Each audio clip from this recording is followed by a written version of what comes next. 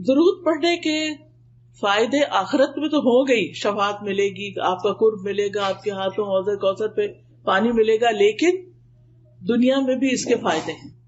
اور یہ تجربہ شدہ بات ہے کہ جس کی زندگی میں مشکلات آ جائیں، جس کی زندگی میں پریشانیاں آ جائیں، وہ درود شریف کی کثرت کر دے. جو لوگ آپ میں سے عمرے پر گئے، جن کو سعادت اللہ نے نصیب کی، وہ لوگ مسجد قباء بھی گئے ہوں گے. مسجد قباء جانے کا ثواب کتنا ہے کہ جو شخص اپنے گھر سے وضو کر کے چلے، مسجد قباء جائے، وہاں 2 رکعت نماز پڑھے، اس کو پورے عمرے کا ثواب ملتا ہے. یہ ہمیں نبی صلی اللہ علیہ وسلم نے بتایا. تو مسجد قباء کے ایک امام ہیں شیخ صالح المغامسی. صالح المغامسی جو تھے، ان کے دل میں کوئی تکلیف ہو گئی تو ان کا ہارٹ کا آپریشن ہوا. جب ہارٹ کا آپریشن ہوا، آپریشن تو اچھا ہو گیا، لیکن نیکسٹ ڈے پتا چلا کہ خون واپس دل کے اوپر جم رہا ہے اور بہت خطرناک صورت پیدا ہو گئی ہے اور دوبارہ آپریشن کرنا پڑے گا. اب جب وہ ہوش میں تھے، وہ خوش تھے پہلے کہ میرا آپریشن کامیاب ہو گیا، لیکن انہوں نے دیکھا کہ 10 ڈاکٹر آ گئے اور وہ آپس میں ڈسکشن کر رہے ہیں، تو ان کو سمجھ آئی کہ یہ کوئی مسئلہ گڑبڑ ہے. بہرحال انہوں نے آ کے خبر سنائی کہ آپ کا آپریشن دوبارہ ہوگا. اب آپ سوچئے کہ ایک شخص ایک دفعہ سرجری سے گزرا ہے اور دوسری دفعہ اب اس کی سرجری ہونے لگی ہے. تو اب کیا ہوا کہ کہتے ہیں کہ شیخ یہ خبر سن کے بے ہوش ہو گئے اور کلمہ پڑھنے لگے، اشہد ان لا الہ الا اللہ اشہد ان محمد رسول اللہ. کہ انہیں یہ لگا کہ اب تو میں دوبارہ بچتا نہیں ہوں، میری تو جان جانے والی ہے. اور اس کے ساتھ ہی انہوں نے کہا کہ ٹھیک ہے، آپ آپریشن کرتے ہیں تو کر لیجئے. اب ہوا یہ کہ وہاں پر ایک نرس تھی، لبنانی نرس. اس نے دیکھا کہ شیخ بہت پریشان ہے. وہ شیخ سے بڑی متاثر تھی. وہ پتا چلا کہ مسجد قباء کے امام ہے، تو آپ سوچئے کہ اگر ہمیں بھی پتا چلے تو ہم ضرور زیارت ملاقات کے لیے جائیں کہ اتنی بڑی شخصیت آئی ہے. تو نرس کو جب پتا چلا کہ شیخ کا آپریشن دوبارہ ہو رہا ہے اور اتنی بڑی تکلیف دوبارہ اٹھانے لگے ہیں، تو چونکہ لبنانی بھی عرب ہوتے ہیں تو وہ شیخ سے کہنے لگی، یا صالح صلی علی النبی وربی یفرج. شیخ صالح تم درود کیوں نہیں پڑھتے؟ اللہ مشکل آسان کر دے گا. سبحان اللہ. شیخ نے اسی وقت شروع کر دیا، اللہم صلی علی محمد وعلی آل محمد، اللہم صلی علی محمد وعلی آل محمد. پڑھنا شروع کر دیا. شیخ اپنا یہ قصہ خود سناتے ہیں صحیح ہونے کے بعد، قسم اٹھا کے کہ کوئی چیز اندر تبدیل ہو گئی.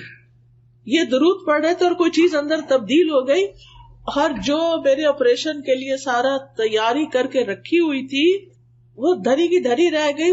یعنی کہ اینڈ میں دوبارہ انہوں نے جب ہارٹ کو سکین کیا ہوگا یا جو بھی اللہ جانے کیا، جب انہوں نے الٹرا ساؤنڈ کی اسکرین دیکھی تو حیران ہو گئے کہ یہ تو سب کچھ ٹھیک ہو گیا ہے، سب تبدیل ہو گیا اندر، تب ضرورت نہیں رہی. اور شیخ اس وقت پھر رونا شروع ہو گئے کہ یہ درود شریف کی برکت سے ہوا. تو آپ دیکھیے کہ یہ کسی عام انسان کا قصہ نہیں ہے. شیخ ہیں جو خود لوگوں کو ہر وقت تعلیم دیتے ہیں. ان کے اتنے بے شمار لیکچر ہیں. میں ہر ہفتے ان کے لیکچر، جب میں تدبر قرآن ویکینڈ پہ میری کلاس ہوتی ہے قرآن مجید کی تفسیر کی، تو میں ان کو ضرور سنتی ہوں. اور اب تو ویک ڈیز میں بھی ہو رہی، تو الحمدللہ اللہ نے موقع دیا. تو ماشاءاللہ یہ اتنی اچھی قرآن کی تفسیر کرتے ہیں، عربی میں ہوتی ہے آبویسلی، اتنی اچھی تفسیر کرتے ہیں کہ بالکل نئے طریقے سے چیزیں سمجھ میں آتی ہیں. اب ایک شخص جو اتنا بڑا عالم ہو، کسی معمولی شخص کو کوئی مسجد قباء کا امام نہیں لگایا جاتا. اس کا علم، اس کا تجربہ، اس کے کریڈینشلز کیسے ہوں گے. لیکن ہوتا یہ ہے کہ ہم سب انسان ہیں. کوئی کتنا بھی نیک ہو، کوئی کسی بھی درجے پہ پہنچا ہوا ہو، کوئی کسی بھی مقام پہ ہو، یاد نہیں رہتا. اور خاص طور پہ جب تکلیف پریشانی آتی ہے تو بھول جاتے ہیں کہ اس وقت ہم درود بھی پڑھ سکتے ہیں. تو اس وقت ہو سکتا ہے کہ ایک بالکل عام شخص جس کے پاس بہت نالج نہ ہو، لیکن اس نے ایک چیز پکڑی ہوئی ہو علم کی اور اس پر عمل کرنے والا ہو سکتا ہے وہ نرس خود بہت پڑھتی ہو. تو جو شخص خود کوئی چیز کرتا ہے، جب وہ کچھ کہتا ہے تو اس کے کہنے کا اثر بھی اور ہوتا ہے، اور پھر دوسرے پہ جو اثر ہوتا ہے اور دوسرا جب وہ کام کرتا ہے اس کو بھی فائدہ ہوتا ہے، کیونکہ نیک عمل کی برکتیں بہت ہوتی. وہ خاتون نے کا کہنا اور شیخ کا پڑھنا اور یہ سب چینج ہونا، اور انہوں نے واقعہ بیان کیا اور قسم کھا کے بتایا کہ یہ بالکل سچا واقعہ ہے. تو اس سے یہ پتہ چلتا ہے کہ ہم میں سے ہر ایک کو اپنی زندگی میں درود شریف کی کثرت کر دینی چاہیے. اور خاص طور پر جمعے کے دن جو ہے وہ آپ صلی اللہ علیہ وسلم نے خود حکم دیا ہے کہ جمعے کے دن یعنی جمعے کی رات سے ہی شروع ہو جائے. جمعرات کا دن جب اینڈ ہوتا ہے اور مغرب ہو جاتی ہے تو جمعہ شروع ہو جاتا ہے. عربی زبان میں رات پہلے آتی ہے کیونکہ لونر کیلنڈر استعمال کرتے ہیں نا، چاند کا رات والا، تو وہ چاند کے نظر آنے سے شروع ہو جاتا ہے نا کیلنڈر. یعنی جس وقت چاند نظر آئے مہینہ شروع ہو گیا، رمضان شروع ہو گیا، آپ روزے سے پہلے ہی تراویح شروع کر دیتے ہیں. لیکن جو دوسرا کیلنڈر ہے ہمارا شمسی کیلنڈر، چونکہ ہم سورج کے ساتھ وہ سب کرتے ہیں تو وہ ہمارا دن سے کیلنڈر شروع ہوتا ہے، ان کا رات سے شروع ہوتا ہے. تو جتنا بھی عربی میں رات کا ذکر پہلے آتا ہے. تو جب رات ہو جائے یعنی کہ جمعرات ختم ہو اور جمعے کی رات شروع ہو جائے تو درود کی کثرت شروع کر دیا کریں. اللہ ہم سب کو توفیق عطا فرمائے، کیونکہ نبی صلی اللہ علیہ وسلم کا نام سنتے ہی ہمیں پڑھنا چاہیے، نماز میں پڑھنا چاہیے، دعا سے پہلے پڑھنا چاہیے، کسی مجلس میں بیٹھے ہوں تو پڑھنا چاہیے. رسول اللہ صلی اللہ علیہ وسلم نے فرمایا جو لوگ کسی جگہ پر مجلس کریں، یعنی کوئی سوشل گیدرنگ بھی ہے لیکن اس میں اللہ کا ذکر نہ کریں اور نہ اپنے نبی پر درود بھیجیں تو وہ ان کے لیے نقصان کا باعث ہوگی. اللہ چاہے تو اس میں اگر کوئی ایسی چیز ہوئی تو اس پہ انہیں پکڑ سکتا ہے، چاہے تو انہیں بخش بھی دے. اسی طرح جو لوگ کسی مجلس میں بیٹھے اور وہاں وہ اللہ کا ذکر نہ کریں اور درود نہ پڑھیں تو وہ مجلس قیامت کے دن ان کے لیے حسرت کا باعث ہوگی. یعنی آپ لوگوں سے شرمائے نہیں کریں، آپ جہاں بھی ہوں بات کریں، لوگوں کے جو ڈسکشن ہو رہی ہے اس میں حصہ لیں اور بیچ کے گیپس میں درود بھی پڑھ لیا کریں. اسی طرح اذان کے بعد درود پڑھیں، مسجد میں داخل ہوتے وقت درود پڑھیں، اللہم اغفر لی ذنوبی وافتح لی ابواب رحمتک، اور پھر اللہم صلی علی محمد وعلی آل محمد. پھر صفا مروہ کی سعی کرنے کے نصیب ہو، آپ جس وقت طواف کر رہے ہوں اس میں بھی، اور خاص طور پر جمعے کی رات اور جمعے کے دن نبی صلی اللہ علیہ وسلم نے خاص طور پر اس کی تاکید کی. پھر جب نماز جنازہ ہوتا ہے تو اس کی دوسری تکبیر جب ہوتی ہے اس کے بعد بھی درود پڑھا جاتا ہے. قنوت نازلہ میں پھر نبی صلی اللہ علیہ وسلم کا نام لکھتے وقت صلی اللہ علیہ وسلم لکھنا چاہیے، اور ہر وقت چلتے پھرتے، کھانا پکاتے، اٹھتے بیٹھتے، لیٹتے، رات کو سوتے وقت آپ درود پڑھتے پڑھتے سو جائیں. رحمتیں آ رہی ہیں آپ کی اور آپ نیند کی آغوش میں چلے جائیں. کچھ لوگوں کو انسومنیا ہوتا ہے تو اس کا ایک بڑا اچھا یہ طریقہ ہے کہ آپ درود پڑھنا شروع کر دیں، تسبیح کرنا شروع کر دیں.